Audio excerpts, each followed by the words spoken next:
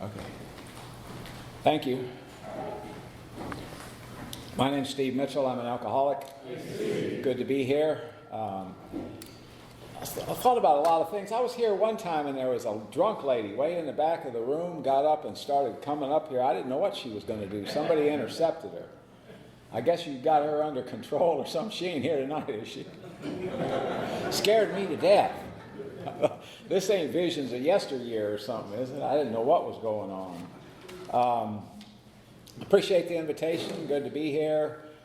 It's been a busy week. A lot of stuff going on. A lot of AA stuff, a lot of family stuff. And I didn't give much thought to it till today. And it's a pretty busy day. I didn't have a lot of time to think about it. But Earl is here. I can't ever do anything around this town without thinking about Tom Ivester and all what he meant in my life. They put a picture of him on Facebook yesterday with Paige and Wallace and some other people. They tried to make me come to that meeting. I think the caption said 2017. I said, no, I ain't going. I have enough trouble going to see him by myself without a whole bunch of other people, and I don't know what my life would have been like without him. I can't. I saw a guy in Las Vegas recently that had an AA thing that was sponsored by Tom, and I know he's got a new sponsor. His sponsor's a friend of mine, sober a long time, good guy. And I said, well, how's it going with your new sponsor? He said, well, it's going fine as long as he's been sober. He said he doesn't have as much experience as he's got. He doesn't have much trouble giving me good ideas. But said it's not like Tom. And he said, I think he put it into words. He said, you know, Tom was my sponsor, but he was like the superhero. So when I look at my life, I mean, probably the ideal sponsor for me, I don't know how many people. I know Reed, Paige, and Wallace knew him real well, but Keith Lewis was probably the ideal sponsor for me. Changed my life. But Tom, that's probably a pretty good definition of Tom. He was like the superhero. So I don't know what would have happened to me if my life would have been a different way, but I'll tell you, get mixed up with Tom Ivester, everything that happens ain't going to be good. I know that. He brought me here in 1989 from Nebraska, and I didn't know this, but they put a lawsuit on me being here. Took about a year and a half, 2 years to get it settled. It's insane. Tom don't tell you much. You know, he said, show up. We'll be glad to have you here. He was the only one that was. But anyway, that's a long time ago. So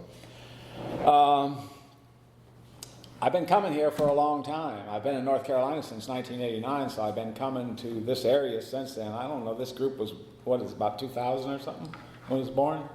97. 97, okay, well, what, 25 years then? I've been coming here 25 years to this group. So I've got a sobriety day. I've got a home group. I'm a member of the principals group in Raleigh. We meet on Tuesdays and Thursday nights on Pool Road at St. Joe's Catholic Church. We're one group. Closed meeting on Tuesday night and open speakers meeting on Thursday night. We're a 3-legacy group. Hopefully all the jets of AA are in place there. I've got a sobriety date. It's May 26, 1975. I don't think I came to Alcoholics Anonymous thinking that this would work for me. I think I came running away from what I had. I was in a lot of serious... I didn't know this at the time. There was no way for me to know this. But I was just right for Alcoholics Anonymous. You know, you've heard that thing in AA, that AA works best as a court of last resort. You probably could make that a little more definitive. It probably only works best as a court of last resort. I don't know what kind of alcoholic would come here that had any other option. I mean, it doesn't look like a good deal. The first time, now I'm homeless, I'm an unwelcome hanger-oner, essentially AKA homeless. And this guy that had been introduced to AA in the penitentiary recommended I go to AA. And you know what I said? My God, has it come to that? You know, so it was... But anyway, what I'm going to do tonight, I'm going to share my experience, strength, and hope in a general way. The book Alcoholics Anonymous is pretty, it guides us on how to do that. There's this thing around the country, I think it's insane, but there's this thing around the country a good bit that if you're a hard-charging member of AA, all you really need is the big book, and the rest of the stuff is like, particularly the 12 and 12 is a bad deal. You'll never hear any of that from me. If you look at all of Bill Wilson's writings, I'm not an expert. In fact, I'll just say that at the beginning, I'm nothing. I'm just a guy that AA has worked very well for. I'm not an expert, I'm not a counselor, I ain't an authority, I'm nothing. Just a guy that Alcoholics Anonymous has absolutely revolutionized my life. But if you look at Bill Wilson's writings, as far as I know, he never ever, there's thousands and hundreds of thousands of pages archived and elsewhere of Bill Wilson's writings. When I got sober, Bill was only gone a little bit over 4 years. So any serious AA member's home or office you went into, there would be a letter, most of the time there would be a letter from Bill. Then he announced at one point that it was too much, he wasn't going to carry on personal correspondence anymore, he was going to communicate with the fellowship through the grapevine. But he never wrote the way he wrote in the big book. Again, the big book is very definitive, it's very grabbing. It'll tell you what to do, it'll tell you what will happen if you do what you're supposed to do, and very often it'll tell you what will happen if you don't. The 12 and 12 is much broader, it gives you much more room, which was much more the way Bill thought. You know, all the stuff we have today, like people changing their sex and all of that stuff, if Bill was here, he wouldn't have thought a thing in the world of that. Now, Dr. Bob, he'd have had a few problems, but Bill was about as open as a human could possibly be. In fact is, in 2000, Reed was there, we were in a room at the International in Minneapolis. You know, that we have the birthday of AA every 5 years, and Dr. Bob's son was speaking in this room. There's only about 100 people in the room, not many more than are in here tonight. Maybe, I don't know how many people are in here, 50 or so, 60 people in here, maybe something like that. So it wasn't that many more people, it's small. But he was taking some questions. They called him Young Bob. He was about 80 at that time.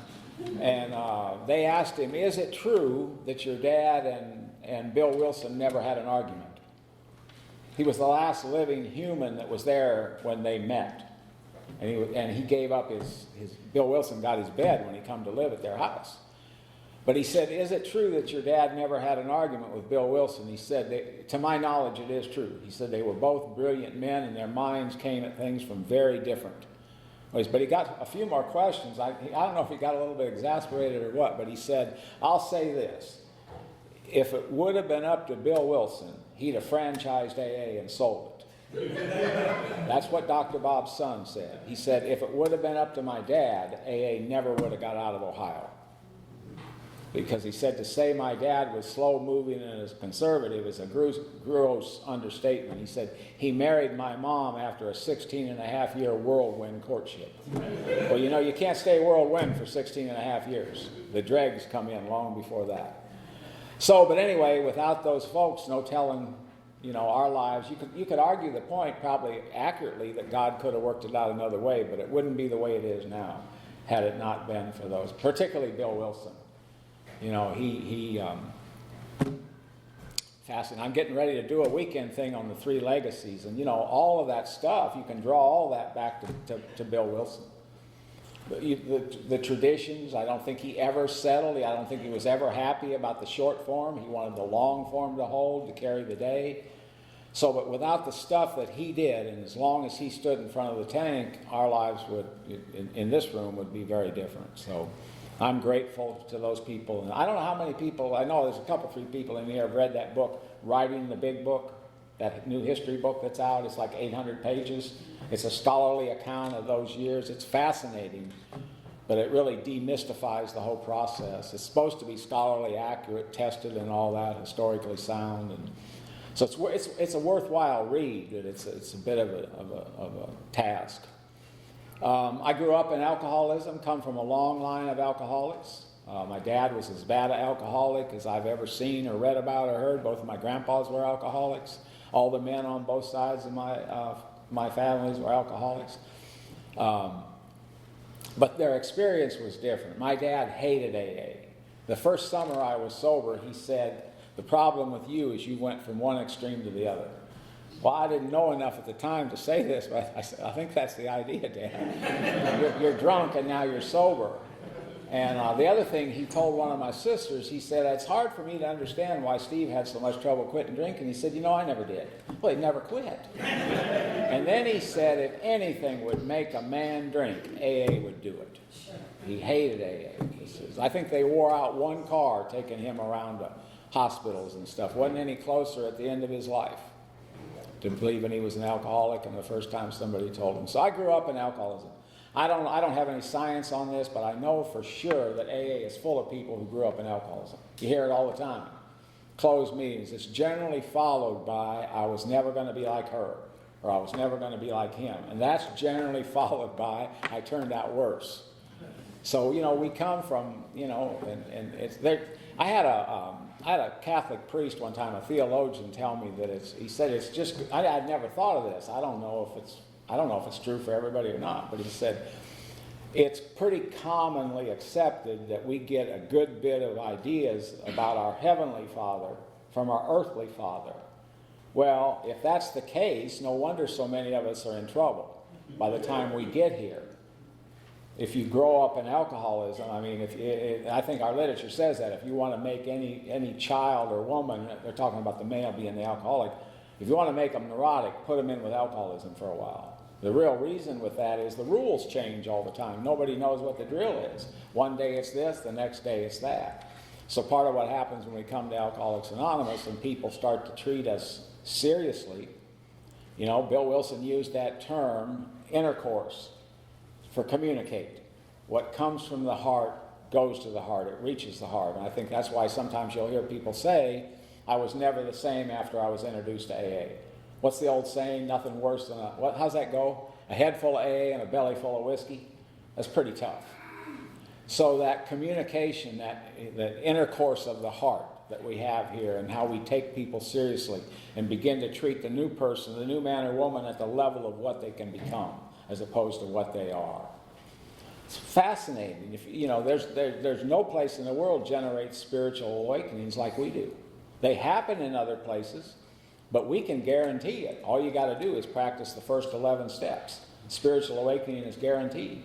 That's why a lady actually asked me this one time years ago. She taught honors English.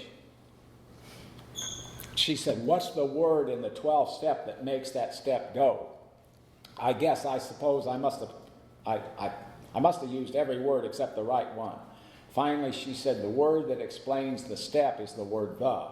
And I said, how do you figure that? She said, it tells you where the spiritual awakening comes from. It's the result of the first 11 steps. It's not a result, like is sometimes read. It's the result. So if you want to have an awakened spirit, practice the first 11 steps. Your spirit is awakened. It can't not be awakened. In fact is, if you back it up even further, our principles are perfect. There's no theory or conjecture in them. Our principles are perfect. For example, one day at a time, perfect principle. Or less, live in the power of right now. There was a guy around here, I think he joined this group. He came here to work with us from Colorado for a couple years. He went back to Colorado and tried to put into the Colorado prison system what we were doing here. He ran into some trouble. It didn't work out. He's dead now. But he said one time, why is that funny? Wait till I get to the part about my mom dying. I guess you'll have a breakdown and laugh yourself sick. I can't see how that must have been funny, but I guess it was. Anyway, he said one time, this sounds lofty, but it's not. It's very practical. He said, there ain't no past and there ain't no future. All there is eternity, and you're pulling it right now. It's always right now. And where I got sober, there used to be this old guy that used to say all the time, if you don't drink today, you'll never drink. And I used to think, what does he mean by that? That's deep. And he'd say things like, today is the tomorrow you worried about yesterday. It's so strange, but it's very practical. It's always right now. And if you abstract that to the problems I've had in life, my problems are always with the past or the future. I'm either angry or resentful about the past, or I'm afraid of what's going to happen or not going to happen in the future. So, growing up in Alcoholics Anonymous and learning to be wrong is actually a great benefit, because everything that's worthy in my life comes out of my own greatest defeat, which was my death to my alcoholism. That's the greatest defeat I've had in life, but everything I have has come from that. And if you look at the way the program is laid out, now there's plenty of stuff in steps 1, 2, and 3 that says we're wrong, but steps 4 through 10 are expressly dedicated to us being wrong. So being wrong becomes a good thing. That's why it says in the 12 and 12 in the 10th step that if we're upset, there's something wrong with us. no matter why we're upset. Well, why I've come to believe that that's true is, as long as that's true, I can do something about what's going on. If I'm a victim, I can't do anything about it. So, growing up in alcoholism, my last grandchild, I think, is 12 years old. I watched my own children and my grandchildren learn how to read. As far as I know, I never learned how to read. I just knew how to read. I don't remember ever learning how to read. I just knew how to read. I knew how to read really good, so they thought I was smart. I was fast-tracked in school. Now, they were disabused of that idea pretty quick. But here's what happened. In the 4th grade, they introduced a thing called long division. I mean, they might as well have been talking to me in another language. It didn't make any sense. It's like a map. I can't read a map. You know, those little, before we had the phones, you used to stop and ask for directions and somebody would draw that little stick thing. I wouldn't know which way to leave. I wouldn't know which way to pull off with that. It was really confusing to me, and they took me to the principal's office. It wasn't adversarial. It was not that at all. That old lady that ran that school was a dedicated servant. She gave her whole life to that little elementary school. It's outside of Omaha, Nebraska, a town of about 25,000 people. She was in there, a teacher was in there, and another lady was in there. It's been a long time ago. I'm going to be 73, so this was in the 4th grade, so it was a long time ago. And what they wanted to know is why I wouldn't do that math. I wanted to know too. But they didn't believe I couldn't do it. It was like years later, and I don't want to brag about this, but years later I was the ping pong champion of the VA psych ward, Lincoln, Nebraska. And while in that psych ward, a young head doctor explained it all to me, but by that time I'd figured out most of it anyway in ways around it. It's like a basic learning disability. It's like, there's all kinds of stuff like that. Boys Town's not so well known today because there's so many other things, but Boys Town was very famous for years, and kids from all over the world came there to Omaha. And the one that most laymen have heard of is dyslexia. You know, if you look at the board and you see it backwards. So they have all kinds of kids that come there, have been told all kinds of things. They've been told they're dumb and they can't learn. Well, they fix the problem and they're as smart as anybody else. But there's all kinds of things like that with like dyslexia. So the way that head doctor explained it to me at the nut house, he said, just stay away from anything mechanical. I already knew that. I mean, if I get a flat tire, I'm just down until you get there. I sponsor 2 contractors. One of them swears that I called him over to my house to change a light. I don't think I did. I think he was already there. And it was one of those long tube-like things. Now, here's what did happen recently. I broke off a light bulb. You ever break one off? I broke one.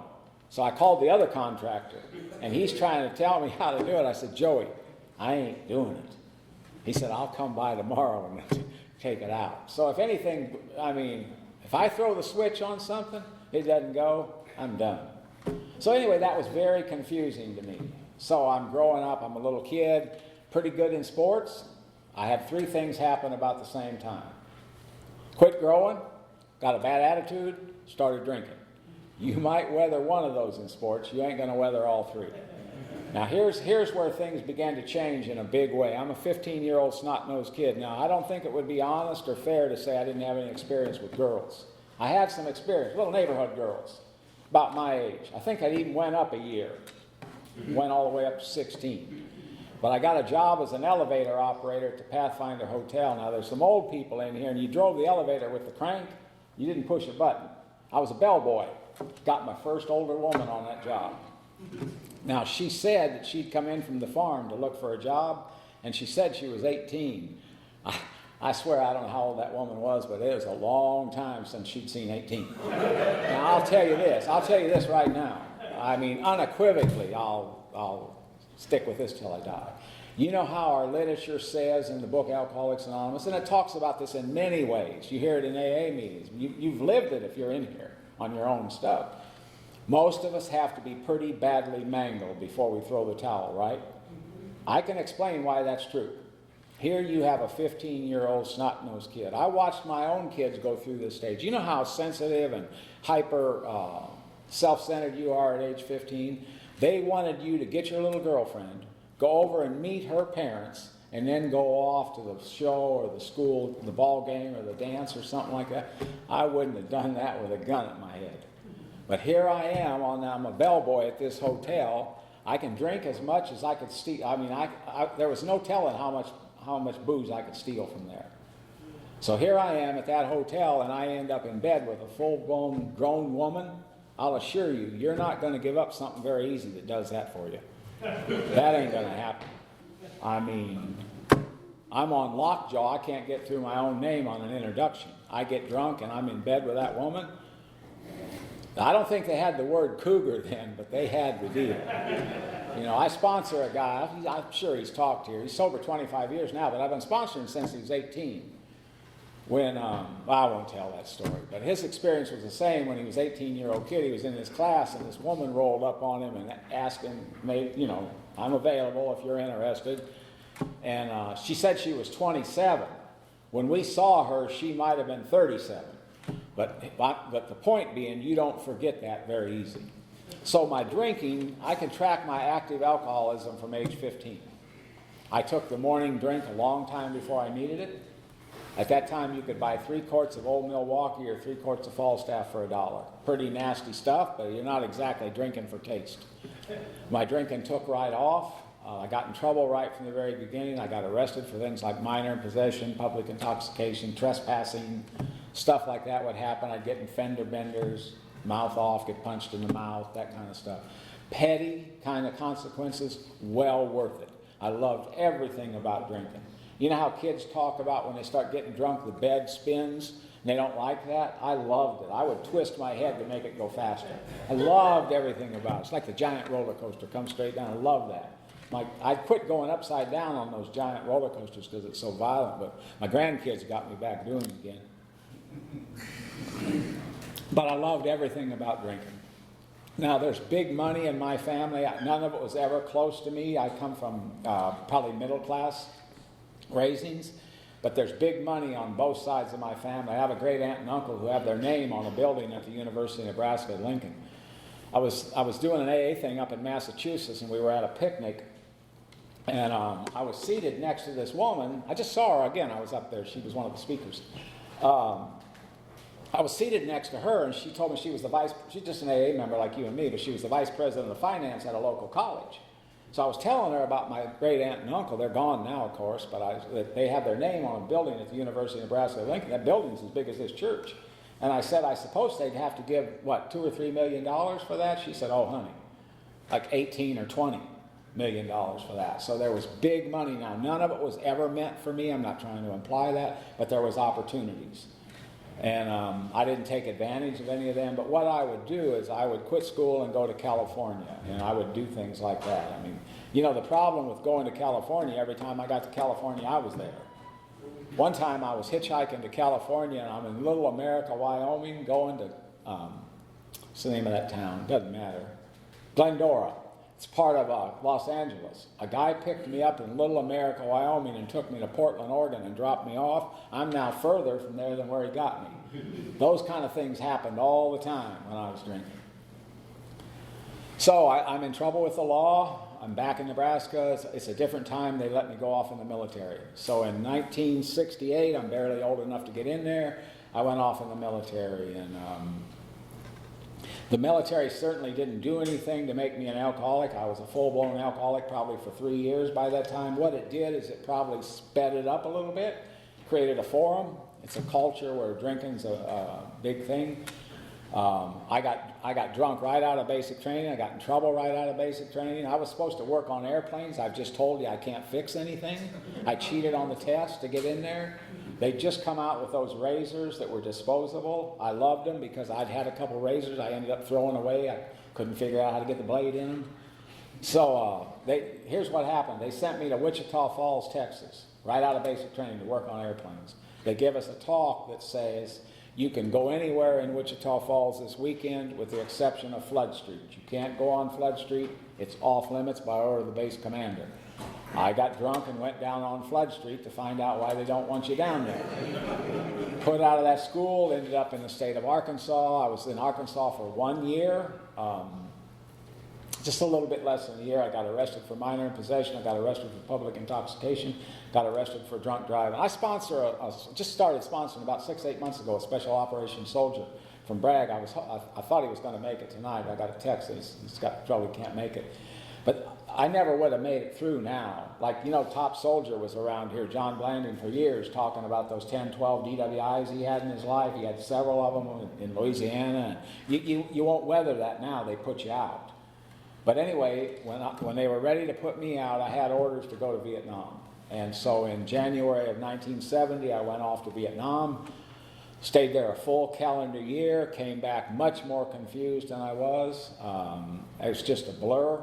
I did some crazy things while I was there. I rode in about every vehicle there was. I actually rode in the freezer of a Korean ice cream truck to drink one time. I rode in a Vietnamese garbage truck. I mean, I was pretty serious about drinking. So I came back from Vietnam. I've been in the military 2.5 years. I'm the same rank I was when I'd been in 6 weeks. I ain't making much progress. Going backwards. And I get stationed in the state of Washington. Now, I'm not going to take a fifth step up here. It wouldn't be appropriate. We'll just leave it at this. I was involved with some people that were outside the long arm of the law. Now, we talk about the progressive nature of alcoholism a lot. You don't have to talk about it to know about it. Most of us have lived it, right? Or you'll see somebody. They came to AA last year and they were barely holding on at home or their job, right? And now they're back this year and that's gone, whatever it was. Or you can tell they're not nearly as alert. They're more banged up or what it is. So I thought for years, I didn't catch on even though I'd lived it. The progressive nature of alcoholism, we're essentially talking about our drinking. But there's other progression going along with it. There's the rage, the isolation, the loneliness, the separation, the blaming. The loneliness of alcoholism, I don't know if it's worse than other kinds of loneliness or not, but it's different. Because the proximity of people doesn't have anything to do with it. Any of us in this room can walk into a nursing home and break up people's loneliness. You can't do that with alcoholism. My old sponsor, Keith Lewis, used to talk about laying in bed next to a woman that he loved and he thought loved him, with their legs touching. Both of them stiff as a board and neither one of them able to say anything because he'd been drunk one more time and ruined things. So the loneliness of alcoholism doesn't have anything to do with the proximity of people. So the worse my drinking got, the more enraged I got, the more fearful I got. Now this is just for me. I agree with everything Bill Wilson said. We'll just leave it at that. Except that the great obsession of every abnormal drinker is to drink with control. I can't imagine any alcoholic wanting to drink with control. I watch people drink on an airplane sometimes. It seems silly. I watched a guy drink. I was going to Hartford, Connecticut, and I watched him. I think it's 700 some air miles. I watched him for a good 500 miles play with a drink. He'd pick it up and sniff it and put it down. He had a stick in it and a cherry. He'd twirl it and then he'd take a little taste of it and put it back down. I didn't want to drink it, but I'm thinking either, drink that thing, dump it out, do something with it. I mean, this just doesn't make any sense. But so all this stuff is going on. And long story short, because of the way I was living and because of the hatred and all of the stuff, I was a good bit responsible for the death of another person. Now, again, it wouldn't be honest or fair to say that didn't bother me, but there's an old saying in AA, the harder you push something down, the more vile it is when it comes up. You can't beat spiritual laws. One spiritual law is you send out trash comes back. We have all the years of our drinking to prove that. And our literature speaks to it too. I don't have to help somebody to be helped myself. I don't have the power to help anybody. I just have to try to help them. I'm going to be served whether they're served or not.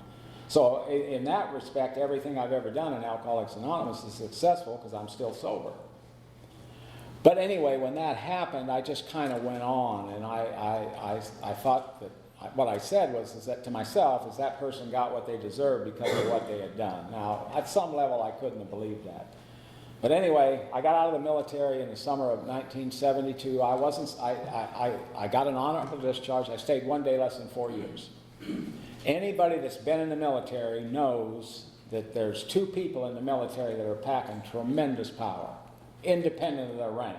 Rank's good to start with. You can't be in these jobs without the rank being up. But chaplains and medical doctors have a lot of horsepower independent of their rank. And there was an EMT surgeon that literally kept me from getting kicked out of the military. Time after time, he did stuff that stopped all that. He put me in a tent one time up on a floor. I was on a floor in the hospital, Fairchild Air Force Base Hospital. I was on a floor all by myself in a tent, like a bubble kind of thing. People were afraid to come up there. They thought I was toxic. He had some kind of diagnosis on me. I'm just up there drunk. I mean, I'd been drunk, and they put me up there to dry me out. And he put some kind of big name on it. What was wrong with me? And eventually, they did a big physical on me and found out I'd been misdiagnosed. There wasn't anything wrong with me, just getting me out of the way. But I eventually made amends to that doctor. He kept me from getting kicked out of the military. So my plan was to come back to Nebraska. I got out in August of 1972. My plan was to come back to Nebraska for about a week and go back to the state of Washington and fall in with those people full time. I've always been grateful. By the time I got back to Washington State, I was a fully recovered member of Alcoholics Anonymous.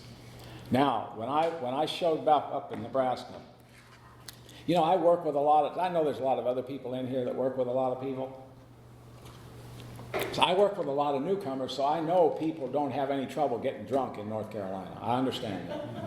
But there's one big difference between drinking in Nebraska and drinking in North Carolina. I'd be willing to bet good green money that we've got 15 or 20 bars in Nebraska at every bar you've got in North Carolina.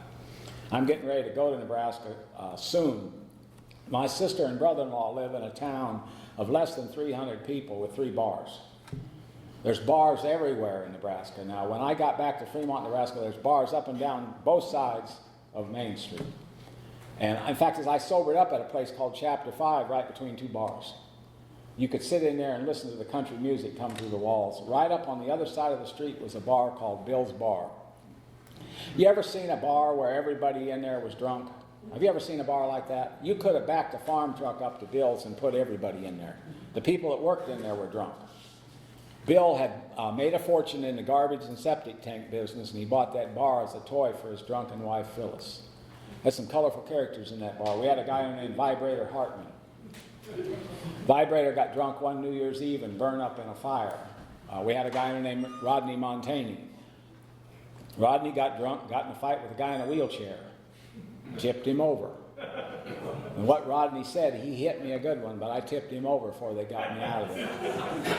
You know how people get loud when they get drunk? The drunker Rodney would get, the more quiet he would get. And eventually his lips would move, but no words would come out. We had a guy named Leonard Larson, and Leonard would get drunk and crawl around on his hands and knees and lift bar stools from the ground, lift them up over his head. It'd be like, somebody getting down there with a bar stool and lifting it up over this podium. That's a feat of strength. Leonard had no neck. His head sat right on his shoulders. I don't know how many people here have been. I know Wallace has, and Page. Page was there the year I was. There was a roundup for years. It's still there. It's called Blackstone, but they've moved it. I've only been there once, but it was in a woman's college for years, and they put the speakers on a stage. And the year I was there, I happened to be the Saturday night speaker, so it's about 2 or 3 minutes to 8. I'd already climbed up there, and the readers were up there, and they had a place for my wife right down by Page and his girlfriend. My wife's not in AA, but she was there, and but she stands up, and it's only about 2 minutes to 8. She calls me down there frantically. So I go down there, and I said, "What is it?" And she said, "I don't want to hear one word out of you about that guy that ain't got no neck." And I said, "What are you talking about?" She said, "I mean it, not one word." I said, "Julie, what are you talking about?" She said, "Look at that guy over there, he ain't got a neck." There was a guy sitting over there. But about that same time, 2 brothers came in the bar named Billy and Tommy Walker. And you ever had the experience drinking or sober when somebody, this happens all the time with newcomers. If you're working with newcomers, this happens constantly. They tell you stuff that's plausible, but probably not true. It could be, but it's probably not. Well, when I first met Billy Walker, I'm just out of the military. He told me he was just out of the 101st Airborne. Now, I knew then that he was coming from a prison somewhere.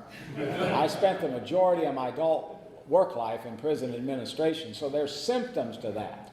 I'm not saying I could pick it out every time, but I could get a good percent of them, just looking at people in restaurants. So he told me he was out of the 101st Airborne. I didn't think that was accurate. But anyway, now at this time, I'm a beer drinker, but I'll drink anything. And I could literally drink beer for 24 or 30 hours. And I'd be drunk, but I could talk to people. I could remember what happened. But you let me take one drink of booze, I just never remember what happened. I mean, so when I started drinking with those guys, now Billy Walker drank dry gin and chased it with squirt. His brother Tommy Walker drank bar whiskey and chased it with water. So when I started drinking with him, I started drinking that squirt, or dry gin and chasing it with squirt. If you ever drank that, you know he's telling the truth on this story. He said, when you're drinking this, he said, what you have to do is you get the gin in a shot glass, and then you get a squirt, a soda, as a chaser. Drink the gin down real fast, but don't breathe. And the reason you don't want to breathe, it's nasty. If you get a good whiff of that stuff or a good slug of it and you're sober, it'll just send chills through you. You got to be about half drunk to drink it. I said, okay, Billy, that's fine. The other thing he said is you got to start to use a lot of pepper on your food. Now, we weren't eating much in those days anyway, and I said, what will that do? And he said, well, the way we're drinking this gin, it'll hurt your liver. But if you put a lot of pepper on your food, it'll counteract it. Now, that's what he said. That's the kind of brains you had in Bill's Bar at that time.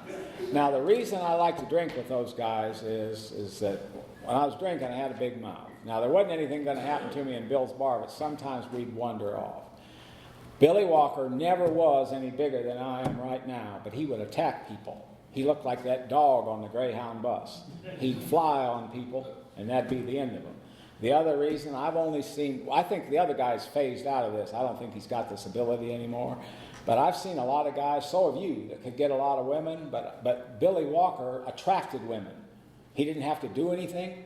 He just, like if he went somewhere, pretty soon there'd be women around. Ever seen anybody like that? He just attracted women. So as I look back on that now, I must have just been drunk, not stupid.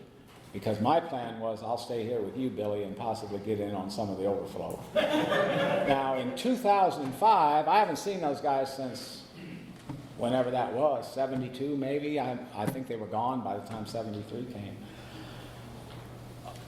I'm speaking right down the road from the George W. Bush Ranch outside of Waco, Texas. Tom Ivester's there, and I'm the Friday night speaker. I look up, and you know how that line will be backed up? There's this young woman in the line coming through the line, and she's moving the line. And she gets up there, and she says, you ain't going to believe this. I said, well, try me. What is it? She said, I know those Walker boys.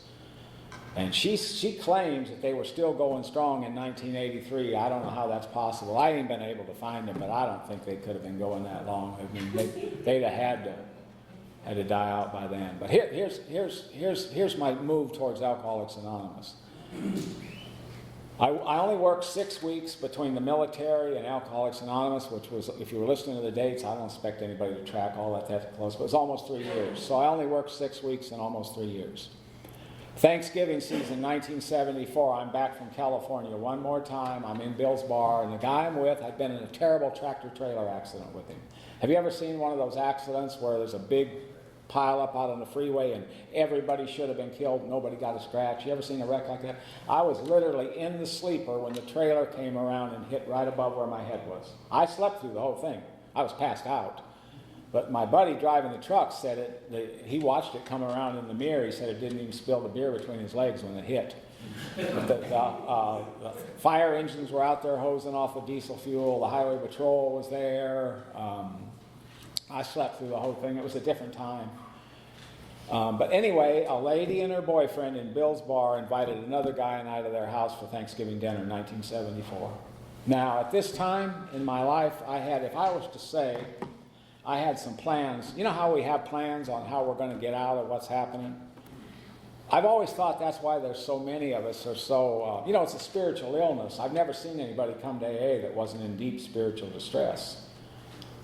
I don't know how you could get in here without being in spiritual distress. Spiritual illness. We're spiritually violated in every respect, but how often people say they don't believe in God. My experience is they're angry. And it makes some sense because we've tried to get help from God. Misguided now, no doubt, but nevertheless.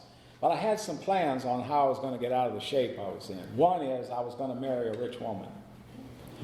Even as confused as I was pretty sure that wasn't going to happen. I was walking through this place one time. I thought I was doing good. I used to carry a toothbrush in my pocket. So I was walking through this place, and there was these two women sitting at this booth, and I heard this woman say to the other one, said, "Oh, there's that boy that carries that toothbrush." I'd go, duck in a public bathroom and brush my teeth every 3 days. So I was going to marry a rich woman. My second plan was I was going to get a job. Always tomorrow. It makes sense. Tomorrow I'm going to wake up. I'm not going to drink any booze at all. What I'm going to do is I'm going to drink a little bit of beer to take the edge off, and then I'm going to go get a job. It's kind of like saying I'm not going to drive a car when I'm drinking. That makes perfect sense till I start drinking. Then it doesn't make sense anymore. So anyway, but then my third plan was to commit suicide. I would submit that was a lot more likely. I was taught when I was a child, incorrectly I believe, I was taught that you have to be a coward to commit suicide. I don't think that's true. I think if that was the case, I'd have done it. I think what kept me from doing it, I was afraid I'd end up like a vegetable. I was going to pull in front of a truck or jump off a river bridge or something. I was afraid I'd be a plant and be paralyzed for the next 50 years. But anyway, this lady and her boyfriend, now remember, they're permanent party at Bill's Bar. He's a bull hauler, so he drives a truck 48 states in Canada. Him and his girlfriend invited another guy and I to their house for Thanksgiving dinner in 1974, and I'm real sick now. Libby had this great big beautiful dinner. I couldn't eat. I'm vomiting blood. I'm hemorrhaging blood when I go to the bathroom. My feet are all swollen up. I'm changing colors. She had a talk with me that went very much like this. She said, "I've been around alcoholics all my life." Remember now, her and her boyfriend are permanent party at Bill's Bar too. You could get in there by mistake, but you wouldn't stay in there by mistake. You could tell this is not a place where people have a couple beers after. You probably wouldn't get thrown out of there. You might get thrown in if you got bad enough. But Libby had a talk with me that went very much like this. She said, "I've been around alcoholics all my life. I've been married to 2 alcoholics, but I don't think I've seen anything like you at your age." She said, "There's a man in town who helped my last ex-husband. My ex-husband's been sober a full year. He's got a job, he's paying child support, and he's doing very well. If you want me to, I'll call that guy." So November 30th, 1974, a guy by the name of Bob Brannigan made the first 12-step call that was ever made on me. Spent all Saturday afternoon with me. And I was to go on many of those calls with him. I was to get sober 6 months later.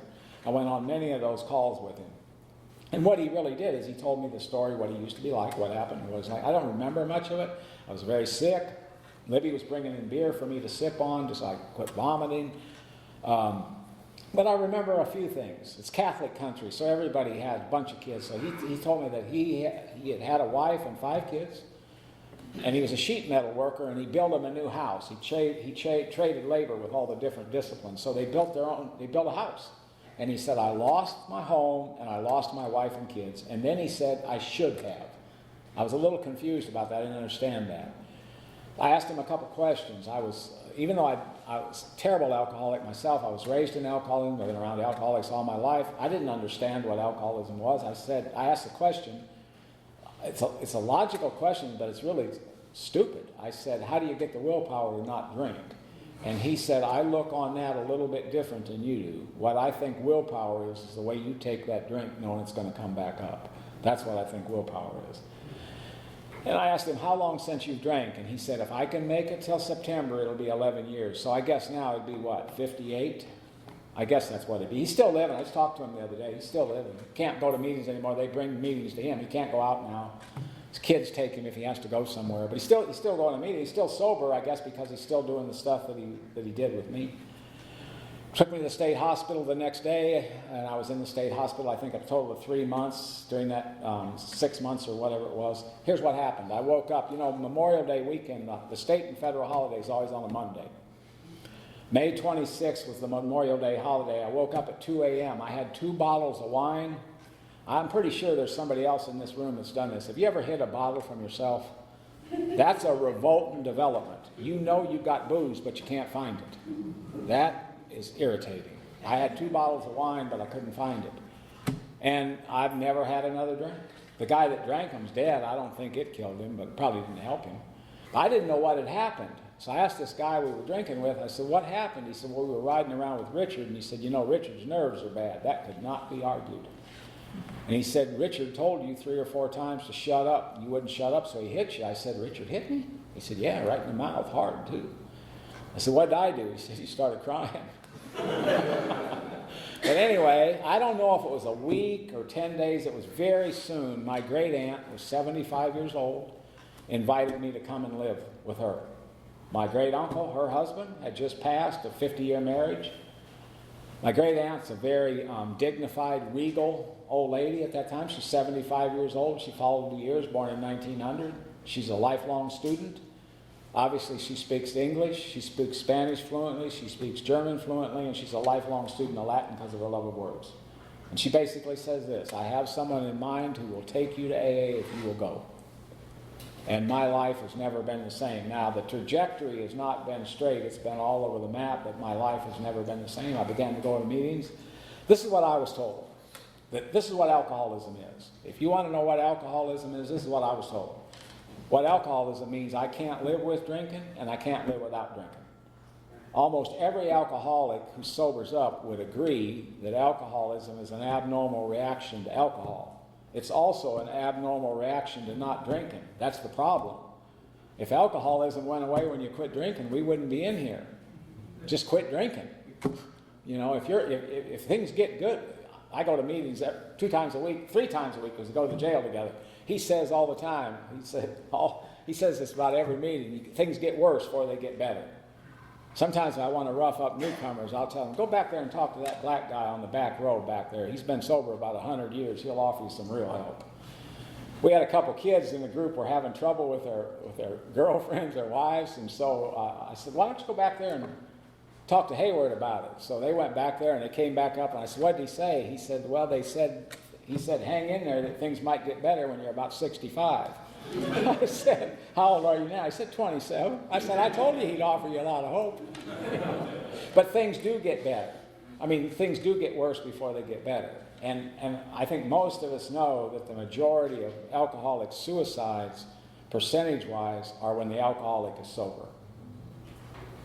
So something had to give. I couldn't stay the same way I was. I mean, something had to come into that. And so, you know, while alcoholism means I can't live with drinking and I can't live without drinking, if I was to explain what Alcoholics Anonymous was, and I had to go right to the chase on that, I'd say what Alcoholics Anonymous is a way of life a little more powerful than the illness of alcoholism.